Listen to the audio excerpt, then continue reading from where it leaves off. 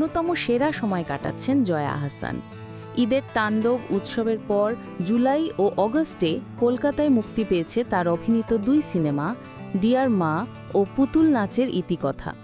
সিনেমার প্রচার উপলক্ষে কলকাতা ভিত্তিক ইউটিউব চ্যানেল ইন্ডালজ এক্সপ্রেসকে দেওয়া সাক্ষাৎকারে সিনেমা ছাড়াও ব্যক্তিজীবনের নানা প্রসঙ্গে কথা বলেছেন বাংলাদেশি অভিনেত্রী।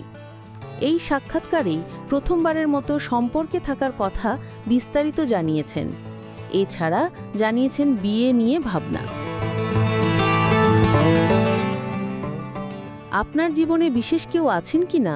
সঞ্চালকের এমন প্রশ্নের উত্তরে জয়া বলেন, হ্যাঁ অবশ্যই, মানুষ তো একা থাকতে পারে না, অবশ্যই আছে। নাম না বললেও জয়া জানান তার বিশেষ মানুষ সিনেমা দুনিয়ার কেউ নন। তবে সিনেমার কারো সঙ্গে সম্পর্কে জড়াবেন না, এটা তার সচেতন সিদ্ধান্ত ছিল না, হয়ে গেছে। বিশেষ মানুষকে বিয়ে করবেন কি না এমন প্রশ্নের উত্তরে জয়া বলেন, এটা আমি এখনই কিছু বলতে পারছি না।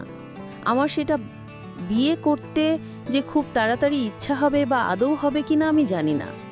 তবে হ্যাঁ, বিয়ে করে একসঙ্গে থাকা এই ধারণাকে আমি শ্রদ্ধা করি, কিন্তু আমি সিদ্ধান্ত নিইনি বিয়ে নিয়ে। তাহলে কি আপনি বিয়ের জন্য তৈরি নন? জয়া বলেন, এটা আসলে তৈরি হওয়ার ব্যাপার নয়। তার ভাষ্যে, আমার আসলে একটা ভীতি আছে, একটা ভয় কাজ করে। এটা কি অতীত সম্পর্কের তিক্ততার জন্য? উত্তরে জয়া বলেন, হতেই পারে, আমারও সেটাই মনে হয়। সাক্ষাৎকারে জয়া জানান, আরও কিছু সিনেমা ও ওয়েব সিরিজ নিয়ে কথা চলছে, তবে সেগুলো নিয়ে এখনই কিছু বলতে চান না।